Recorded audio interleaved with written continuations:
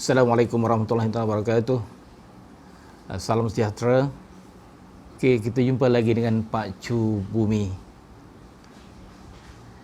Jadi pada kali ini Pak Chu akan menceritakan tentang mineral. Apa itu mineral? Jadi semua orang tahu kalau mineral ni, cuma masyarakat tahu air mineral. Sebab kita memang terdedah dengan air mineral yang selalu kita minum. Jadi Pak Chu nak ceritakan apa sebenarnya dikategorikan sebagai mineral. Okey, mineral adalah satu bahan inorganik yang ada terbentuk secara semula jadi di atas muka bumi ini. Jadi mineral merupakan satu perkara yang amat penting dan berguna kepada manusia. Banyak kegunaannya.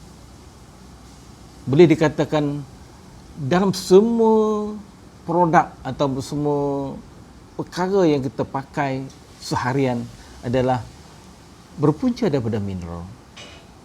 Jadi kita ada bermacam-macam mineral yang ada di atas muka bumi ini. Jadi pada kali ini Pak Chu melalui Geodream Solution akan menceritakan serba sedikit kepada masyarakat umum tentang mineral. Dalam video yang sebelum ini yang Pak Chu ceritakan tentang kategori batuan, di mana batu itu sendiri, macam Pak Chu ceritakan tadi, batu itu sendiri batu adalah terdiri daripada kombinasi mineral. Yang ada dengan kata lain, di dalam batu ada macam-macam mineral. Jadi mineral-mineral yang ada di dalam batu ini akan terkeluar daripada batu dia apabila batu ni reput. Batu ni reput akan keluar dan akan dibawa melalui sungai dan pergi ke laut dan sebagainya. Termasuklah, sebagai contoh, orang kata biji-biji yang ada yang di Lombong, seperti biji timah, emas, tembaga dan macam-macam lagi mineral yang ada yang di Lombong yang bersifat ekonomi.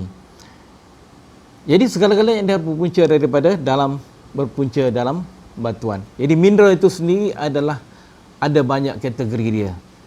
Dia macam mana kita kelaskan mineral? Mineral kita kelaskan dalam pelbagai bentuk dan juga kategori dia, bergantung kepada kandungan kimia dia. Ada mineral dikategorikan dalam silicate group, ada dikategorikan dalam sulfate, ada oksid, dan ada sulfide, ada sulfur salt dan sebagainya. Macam-macam kategori yang kita berikan kepada batuan. Jadi the kingdom of minerals itu adalah juta. Nama-nama mineral itu ada jutaan. Jadi sebagai contohlah, kalau sekiranya kita menjumpai sesuatu mineral baru, sebagai contoh di Malaysia. Di Malaysia ni kita ada nama mineral dia yang yang tak jumpa, yang pertama sekali dijumpai oleh ahli-ahli mineralogi. Kita panggil dia sebagai malayite. Malayite adalah sejenis biji timah yang dijumpai di kawasan Lembah Kinta. Jadi disebabkan kandungannya adalah berbeza daripada mineral-mineral yang dilaporkan sebelum ini, maka kita mendapat nama dia malayite. Dari segi Malaya, ait tu adalah sebenarnya dengan, sebab biasanya mineral ni di belakang tu ada E dia. Okey. Jadi sebagai contoh, kalau kita sendiri jumpa satu mineral dan kemudian kita dapati tak pernah dijumpai sebelum ni di mana-mana atas muka bumi ini, kita boleh namakan bergantung pada nama kita atau nama tempat tinggal kita atau di mana tempat di mana benda itu dijumpai. Itu adalah kategori mineral. Sebagaimana yang kita ketahui bahawa mineral itu adalah satu juzuk utama pembentuk batuan. Tanpa mineral tak adalah nama batu dia. kandungannya berbeza, kandungan mineral yang berbeza akan memberikan nama berbeza kepada batu. Jadi ada yang bersifat ekonomi, ada yang tidak bersifat ekonomi. Ada yang bersifat toksik, ada yang tidak bersifat toksik. Ada yang bersifat radiatif ataupun rada radioaktif, ada yang tidak radioaktif. Begitulah banyak kategori yang kita ada dalam mineral ni. Semuanya adalah berguna untuk manusia, untuk kehidupan harian kita. Okey, yang pertamanya, sebagai contohlah, kalau kita tengok macam ini. Kalau kita tengok, memang tak ada apa-apa yang menarik pada batu ini. Tetapi kalau kita zoom dia, sebagai contoh kita zoom dia ke minta supaya mungkin tuan-tuan dapat memperhatikan bahawa mineral yang berwarna kuning itu merupakan biji ataupun itu adalah emas atau aurum yang terbentuk di dalam batu di dalam telerang kuarza, yang mana yang ada bling-bling tu, yang berwarna macam ada berlogam itu merupakan biji plumbum ataupun kita panggil dia sebagai galena. Kemudian yang putih-putih itu adalah mineralnya adalah kuarza. Jadi ini merupakan telerang kuarza yang mengandungi emas. Okey. Jadi kalau kita tengok emas yang begitu nampak dengan mata kasar kita, dengan kata lain dia punya kandungannya adalah tanish ataupun kandungannya adalah tinggi dan sesuai untuk dirombong. Okey, itu adalah untuk emas. Dan kalau kita perhatikan di sini, kita perhati cantik je mineral dia. Ini adalah merupakan biji besi. Biji besi pada masa dahulu merupakan satu rebutan kepada semua. Sebab itulah masa dahulu penjajah berpusu-pusu datang ke Malaysia ini untuk mendapatkan biji besi. Kita merupakan salah sebuah negara yang banyak mengandungi biji besi. Yang paling utama sekali adalah di Bukit Besi di Terengganu. Dan juga banyak tempat yang ada biji besi yang ada di negara kita. Sebab itulah pada masa itu perebutan besi adalah tinggi dalam industri berat dan industri koloni. Sebab itulah apabila British ada masuk ke Malaysia dan sebahagian daripada biji besinya diangkut, dan juga biji timah kita, dan juga selepas itu Jepun datang ke Malaysia, semua diangkutnya biji besi dan juga manganis untuk industri persenjataan dan juga industri berat di negaranya. Jadi itulah mana dengan kata ini mineral besi ataupun mineral ini kita panggil sebagai hematite, ini adalah amat berguna untuk untuk dalam industri untuk pelombongan biji besi. Okay, begitu juga dengan sini, ini adalah merupakan biji besi juga, tetapi biji besi yang kategorinya adalah bernilai tarnishnya adalah rendah ataupun kualiti yang agak rendah. Okey. Kita tengok dari segi mineral berlogam. Tapi sebenarnya dalam industri yang melibatkan household dan juga berbagai-bagai kegunaan. Jadi sebenarnya benda-benda industri ini amat berguna. Sebagai contohnya mineral tanah liat. Kita tengok tanah liat macam ni putih je. Ini dipanggil kaolin. Di kaolin ini adalah hasil daripada, kalau Pak Cu ceritakan tadi, yang mineral putih-putih ni felspar di dalam batuan granit. Apabila berlaku perebutan dan terangkut, dan kemudian dia akan dibawa ke tempat yang sesuai untuk pengenapan, atau di tebing sungai ke, atau kawasan lembah dan sebagainya, dia akan terendap. dan di situlah akan berlakunya deposit kaolin. Dan kaolin ini adalah banyak guna dia. Banyak guna dia untuk kosmetik lah, untuk ubat-ubatan lah, untuk kita buat ceramik industri lah. Dan tanpa kaolin, kertas yang kita ada tu tak jadi putih. Jadi putihnya kertas itu adalah disebabkan oleh kaolin. Jadi itu betapa pentingnya industri mineral yang melibatkan kaolin ini. Dan satu lagi adalah, kalau kita tengok ini macam batu seketul. Kalau kita kalau orang kata kalau kita tak kenal, maka kita tak tahulah apa kepentingan dia. Sebenarnya ini kita panggil dia sebagai barite.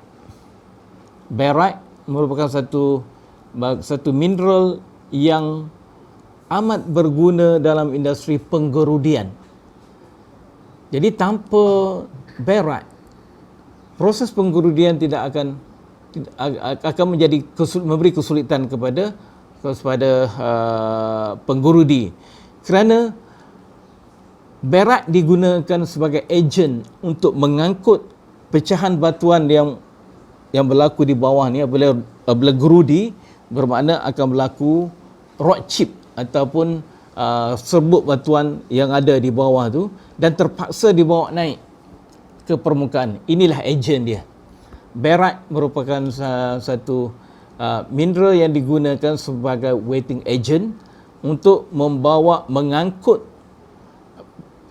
serpihan batuan yang ada di bahagian dekat-dekat dengan berhampiran dengan mata gerudi ke permukaan.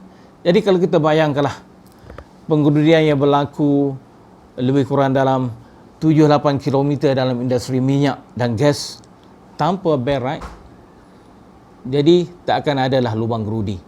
Jadi itulah kepentingan dia. Tapi di Malaysia kita ada juga barite, tetapi tidak banyak.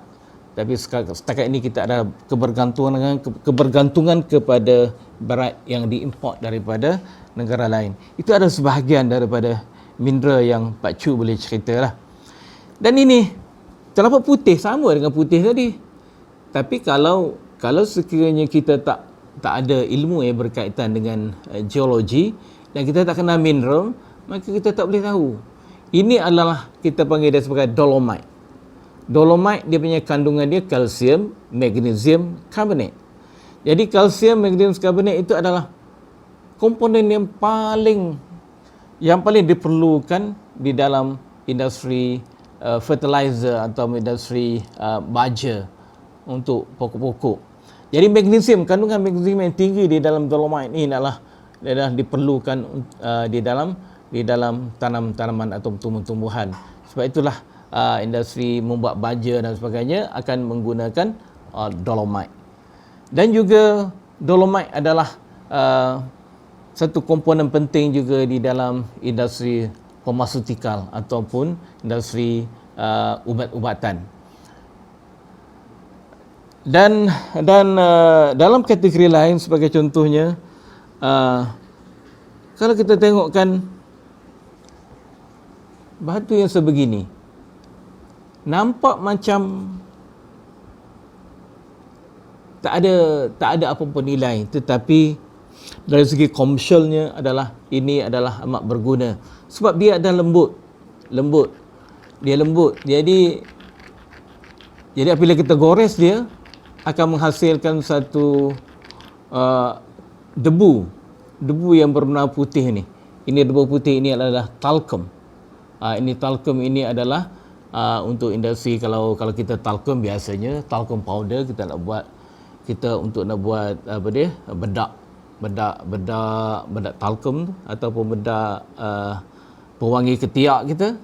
Tetapi di sini juga dalam industri memang akan digunakan sebagai komponen terpenting di dalam industri mineral, terutama sekali dalam untuk industri seramik dan juga high-tech teknologi, high-tech punya produk. Dan kalau kita tengok yang lain, sebagai contoh di sini, ini adalah kita nampak yang macam ini, tetapi dia sebenarnya adalah berat. Dia berat dan agak padat, dan memang padat. Ini kita panggil dia sebagai corundum. Corundum merupakan satu bahan yang paling berguna di dalam industri lelasan, ataupun kita buat sebagai untuk grinding dan sebagainya.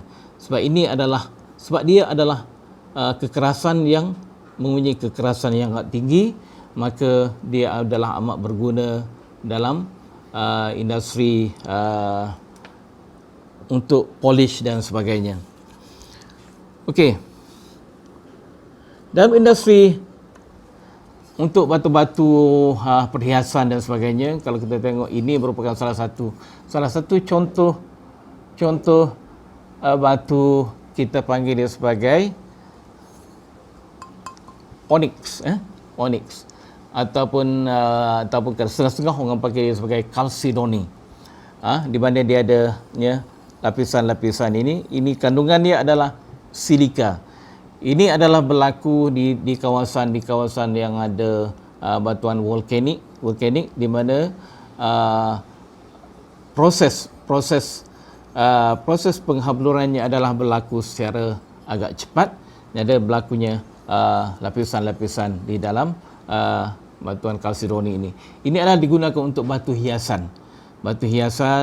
Kadang-kadang kita tengok dalam ashtray, dia buat ashtray. Kadang-kadang tengok untuk dia buat benda-benda pasu dan sebagainya, adalah digunakan mineral berkenaan. Itu sebahagian daripada mineral-mineral yang boleh Pak Cu ceritakan untuk kita kenangkan bahawa di bumi kita ini mengandungi pelbagai mineral yang boleh beri manfaat kepada manusia. Yang di Malaysia ini kita ada banyak mineral yang perlu kita explore lagi banyak untuk pelbagai industri. Dan Pak Cu merasakan penemuan daripada hari ke hari akan melalui teknologi yang kita ada, akan lebih banyak lagi mineral baru yang dapat dijumpai di seluruh dunia. Jadi mineral kingdom ini adalah merupakan satu kategori yang agak besar, dan sebahagian daripada kita sebagai manusia memang sebagai collector, ataupun mineral collector, ataupun mineral hunter. Jadi Pak Cu pun apa kurangnya, Pak Cu pun banyak juga. Ini sebenarnya batu-batu ini adalah koleksi daripada Pak Cu sendiri, yang dikutip daripada merata-rata tempat di Malaysia, di mana sebelum ini Pak Cu pun sebagai seorang ahli geologi di Jabatan Mineral dan Geosains, dan juga sebagai pensyarah di Universiti Teknologi Petronas. Jadi banyak aktiviti kerja luar. Daripada situlah maka banyak yang Pak Cu boleh tengok mineral-mineral yang ada, dan yang mana yang berminat di hati, kita boleh kumpul. Jadi begitu juga dengan masyarakat.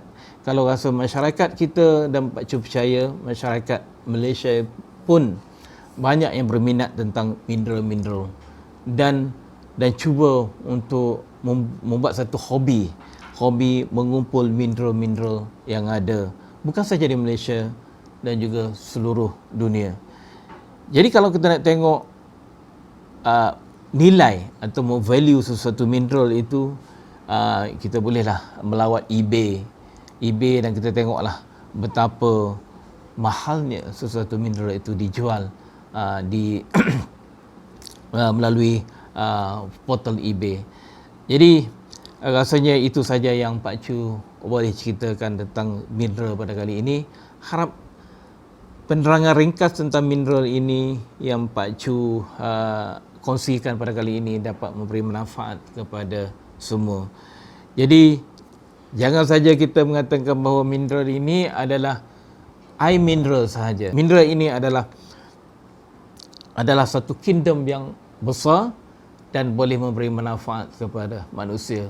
Sebab itulah wujudnya Jabatan Mineral dan Geosains. Mineral itu adalah fokus kepada mineral, sama ada mineral berlogam ataupun mineral perindustrian. Jadi semuanya kita untuk menggunakan pakai mineral yang ada untuk kegunaan masyarakat, untuk kegunaan komersial. Jadi itu saja yang Pak Chu boleh kongsi pada kali ini. Mudah-mudahan kita akan jumpa di dalam episod yang akan datang yang lebih menarik, insya-Allah. Jangan lupa like, subscribe dan share video ini untuk manfaat kita semua demi memasyarakatkan geologi negara. Bye bye. Assalamualaikum.